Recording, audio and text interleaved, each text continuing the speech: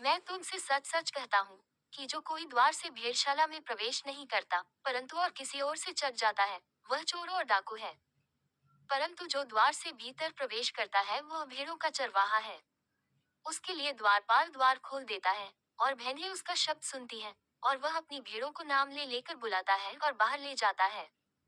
और जब वह अपनी सब भेड़ों को बाहर निकाल चुकता है, तो उनके आगे आगे चलता है, और भेड़ें उसके पीछे पीछे हो लेती हैं, क्योंकि वे उसका शब्द पहचानती हैं। परंतु वे पराये के पीछे नहीं जाएंगी, परंतु उससे भागेंगी, क्योंकि वे परायों का शब्द नहीं पहचानती। यीशु ने उनसे ये दृष्टांत कहा, परंतु वे न समझे कि ये क्या बातें हैं जो वह हमसे कहता है। तब यीशु ने उनसे फिर कहा, मैं तुमसे सच सच कहता हूँ कि भेड़ों का द्वार मैं हूँ। जितने मुझसे पहले आए, वे सब चोर और डाकू हैं, परंतु भेड़ों ने उनकी न सुनी। द्वार मैं हूँ।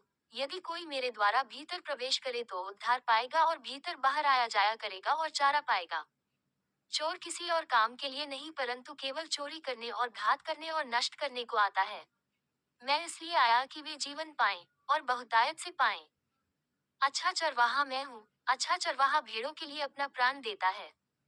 मजदूर जो न चरवाहा है और न भेड़ों का मालिक है, भेड़िए को आते हुए देख भेड़ों को छोड़कर भाग जाता है, और भेड़िया उन्हें पकड़ता और तितर बितर कर देता है। वह इसलिए भाग जाता है कि वह मजदूर है, और उसको भेड़ों की चिंता नहीं। अच्छा चरवाहा मैं हूँ। जिस तरह पिता मुझे जानता है, और मैं पिता को जानता हूँ, इसी तरह मैं अपनी भेड़ों को जानता हूँ, और मेरी भेड़ें मुझे जानती हैं, और मैं भेड़ों के लिए अपना प्राण देता हूँ।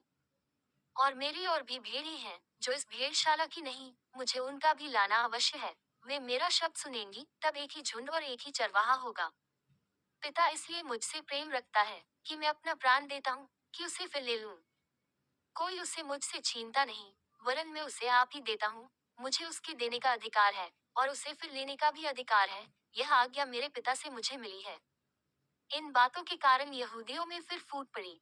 उनमें से बहुतेरे कहने लगे कि उसमें दुष्टात्मा है, और वह पागल है, उसकी क्यों सुनते हो? औरों ने कहा, ये बातें ऐसे मनुष्य की नहीं जिसमें दुष्टात्मा हो। क्या दुष्टात्मा अंधों की आंखें खोल सकती है? यरूशलेम में स्थापन पर्व हुआ, और जाड़े की ऋतु थी। और यीशु मंदिर में सुलेमान के ओसारे में टहल रहा था। तब यहूदियों ने उसे आ घेरा और पूछा, तू हमारे मन को कब तक दुविधा में रखेगा? यदि तू मसीह है, तो हमसे साफ कह दे। यीशु ने उन्हें उत्तर दिया कि मैंने तुमसे कह दिया, और तुम प्रतीति करते ही नहीं। जो काम मैं अपने पिता के नाम से करता हूँ, वे ही मेरे गवाह हैं। परंतु तुम इसलिए प्रतीति नहीं करते कि मेरी भेड़ों में से नहीं हो। मेरी भेड़ें मेरा शब्द सुनती हैं, और मैं उन्हें जानता हूँ, और वे मेरे पीछे पीछे चलती हैं। और मैं उन्हें अनंत जीवन देता हूँ, और वे कभी नाश न होंगी, और कोई उन्हें मेरे हाथ से छीन न लेगा।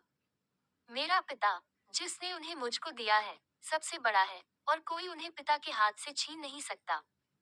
मैं और पिता एक हैं। यहूदियों ने उसे पत्थरवाह करने को फिर पत्थर उठाए। इस पर यीशु ने उनसे कहा कि मैंने तुम्हें अपने पिता की ओर से बहुत से भले काम दिखाए हैं। उनमें से किस काम के लिए तुम मुझे पत्थरवाह करते हो? यहूदियों ने उसको उत्तर दिया कि भले काम के लिए हम तुझे पत्थरवाह नहीं करते, परंतु परमेश्वर की निंदा के कारण, और इसलिए कि तू मनुष्य होकर अपने आप को परमेश्वर बनाता है। यीशु ने उन्हें उत्तर दिया, क्या तुम्हारी व्यवस्था में नहीं लिखा है कि मैंने कहा, तुम ईश्वर हो? यदि उसने उन्हें ईश्वर कहा जिनके पास परमेश्वर का वचन पहुंचा, और पवित्र शास्त्र की बात लोप नहीं हो सकती, तो जिसे पिता ने पवित्र ठहराकर जगत में भेजा है, तुम मुझसे कहते हो कि तू निंदा करता है, इसलिए कि मैंने कहा, मैं परमेश्वर का पुत्र हूँ।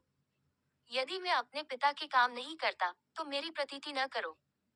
परंतु यदि मैं करता हूँ, तो चाहे मेरी प्रतीति न भी करो, परंतु उन कामों की तो प्रतीति करो, ताकि तुम जानो और समझो कि पिता मुझ में है, और मैं पिता में हूँ। तब उन्होंने फिर उसे पकड़ने का प्रयत्न किया, परंतु वह उनके हाथ से निकल गया। फिर वह यरदन के पार उस स्थान पर चला गया, जहाँ यूहन्ना पहले बपतिस्मा दिया करता था, और वहीं रहा। और बहुतेरे उसके पास आकर कहते थे कि यूहन्ना ने तो कोई चिन्ह नहीं दिखाया, परंतु जो कुछ यूहन्ना ने इसके विषय में कहा था वह सब सच था। और वहां बहुतेरों ने उस पर विश्वास किया।